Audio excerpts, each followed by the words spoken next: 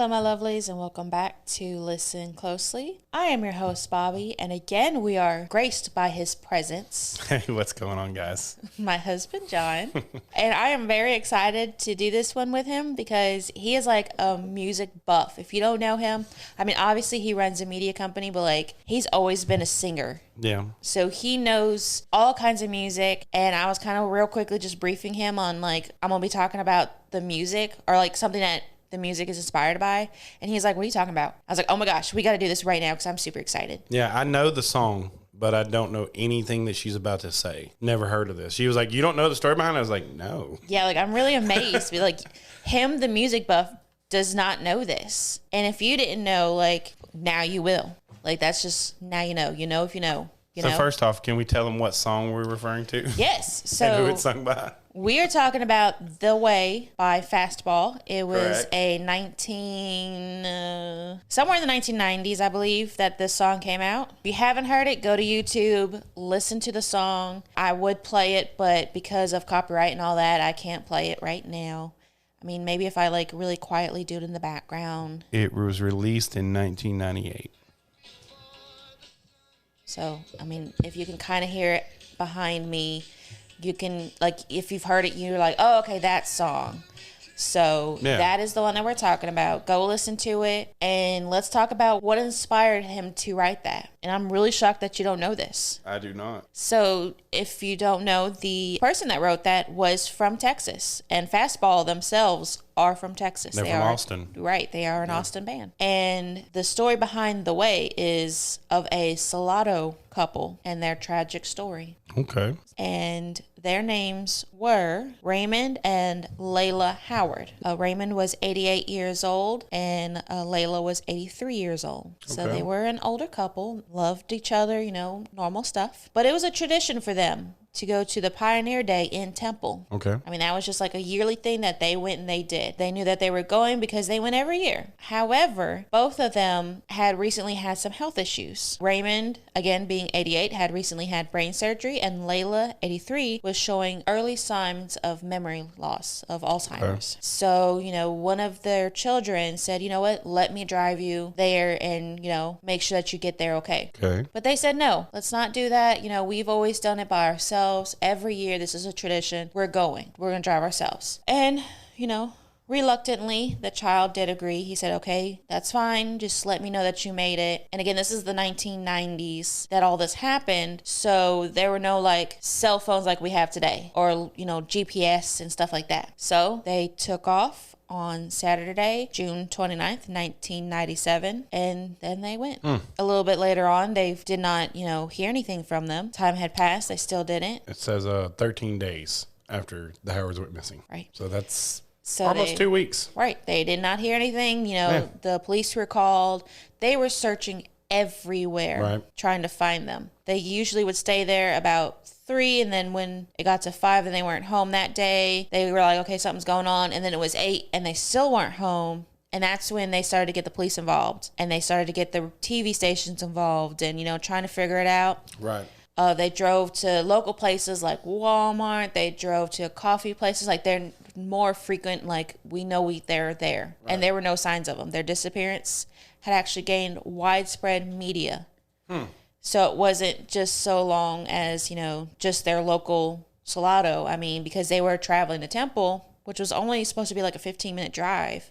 Right. They garnered, you know, Austin and Dallas, and, you know, they're starting to get more and more attention. So the crazy thing is, you know, a cop came forward and said that he pulled them over, but it was a cop in Arkansas. Oh. Hundreds of miles from Salado. And he said he had stopped them because the Howards were driving without their lights on. Okay. Cop flicked on the headlights on the couple and then let them go with a warning. And then they said that they were just trying to get back to Texas. So the cop gave them directions. That's, yeah. You know, just, he didn't know that they were missing at the time because it's Arkansas. First off, if somebody's missing all the way in Austin, I mean, I don't know how that cop would know. I mean, yeah, they know, but you wouldn't think they would get that far. Man, that's crazy. They did make it to Arkansas, got stopped by the cops. Cops had no way of knowing that they were missing and let them go. That's crazy. Like, to me, I just think that, if I'm a cop and I see this older couple driving without their lights on, I'm going to stop them and maybe talk to them just a little bit more. Like, just. I mean, if it's just an older couple, you don't know. That's true, I guess. I mean, it's just a sweet old couple. And he wasn't the only one. Not long after that, they were pulled over again by another officer for having their high beams on. Oh, wow. And again, they were let off with a warning and let go. So a few more days later, the couple was seen at a farmer's market in Arkansas, and a massive search was carried out in the region to look for the couple. It was not known how they had even gotten that far without being found. And, they were just searching everywhere for them. So I'm curious because you said the kids were the ones that were pushing out the search and stuff, trying to find their parents and stuff. Right. I wonder how they got the info from Arkansas. Well, it was making more and more headlines. Okay, so it was getting out there. Right, it was getting out there. These cops are like, oh, wait, I pulled those people over. Right. Okay. And that's when the people were like, oh, wait, we saw them at the farmer's market. Right, okay. Right. Gotcha. So, they were trying to find anything that they could. Man. Unfortunately, on July 12th, nearly 2 weeks after they had gone missing, some hikers in an area just outside of Hot Springs, Arkansas, found the missing Oldsmobile of the couple at the bottom of a 20-foot cliff in the area that had already been well searched by police. Wow. Inside the car was the body of Raymond Howard, and 20 feet away, his wife, still clutching her keys and purse, having apparently crawled from the wreckage to later then die from her injuries. May they rest in peace. The car was found to have gone hurtling over the edge at a speed of around 50 miles per hour, with no skid marks to show that they had even tried to avert their fate. It was a very sad end to the story. Their family got to finally get that closure because, when somebody's missing, you don't know. So they did get some closure. It was a very sad and tragic closure, but they got it. But they still had some questions. There was plenty of questions and things that just did not make sense. And very weird things in their household. So, for example, the calendar that had been opened up to February, despite the fact that they had left in June. So that started to not add up. Their hearing aids had been left behind. There were also clothes folded up on the bed, presumably for their trip. You fold and lay out your clothes that you're going to take. But they were never actually packed. And this is a big one for me, and you probably know this because I overkill it. But their pet cat had also been left without food and water, and that's one of the main things that you do. Me, I overfeed and overwater. I make sure in case there's anything that happens, I give extra amounts of food and water. Right. Usually, if we go on a trip, we have a food bowl. We give them an extra food bowl and an extra water bowl, and we have somebody check on them. And if that all wasn't adding up enough, the TV and other appliances were unplugged. Now, some might see that as a sign of, you don't want anything to catch fire or anything like that, or in case there's electrical storm or anything. But it's also just a really weird thing. So, they were planning to leave, but then they didn't finish leaving, it almost seems, or they didn't get everything. Yeah. If you forget some clothes, that's one thing, but to forget clothes, not feed the cat, have the calendar on February, even though it was June, you don't have your hearing aids. Yeah, you don't have, it's okay to forget one or two things. Yeah. Everybody does. That's just a trip thing. But to forget that much, and then, it wasn't that far away. So they could have easily came back and, attended to these things, grabbed their hearing aids, grabbed what they needed to grab. It was just not adding up. Right. And I'll tell you, personally,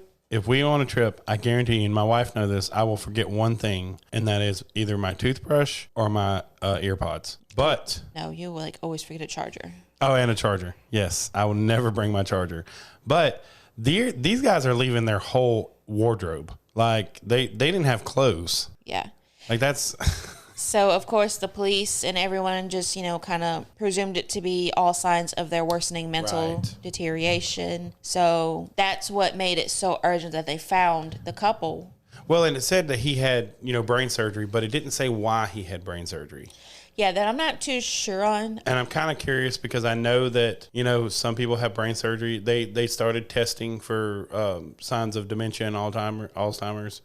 So maybe that's why he had brain surgery. I'm not sure, but we know that she was in the early stages of it, correct? Right. So, you're dealing with two people who have, brain trauma and brain injuries, there's room for some weird stuff to happen. You know, coming from a guy who has dealt with Alzheimer's in his life, with his grandparents, it does get a little different. There's things that you'll notice that they do that they never did before. Right. And so when you're talking about like the TV being unplugged and stuff, that happens. Like, and that's what that's part of. So again, like I said, during the time, I mean, newspapers were covering this strange disappearance and then eventual findings, and it had captured the attention of the Texas-based musician and songwriter Tony, and I'm gonna butcher his last name if you don't say it. Scalzo.